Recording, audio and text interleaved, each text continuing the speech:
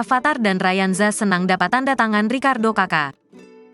Rafathar dan Ryanza, anak presenter Raffi Ahmad dan Nagita Slavina senang dapat tanda tangan legenda sepak bola, Ricardo Kakak.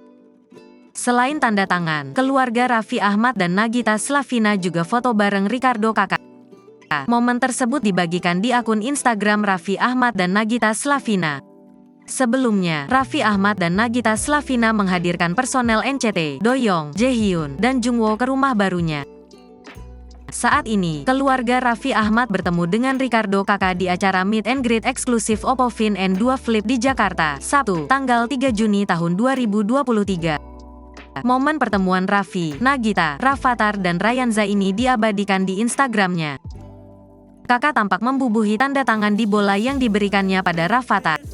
Rafathar langsung dikasih bola dan dapat langsung tanda tangan kakak. Top mantap is the best, tulis Raffi dalam unggahannya dikutip kompas.com, Sabtu, tanggal 3 Mei tahun 2023.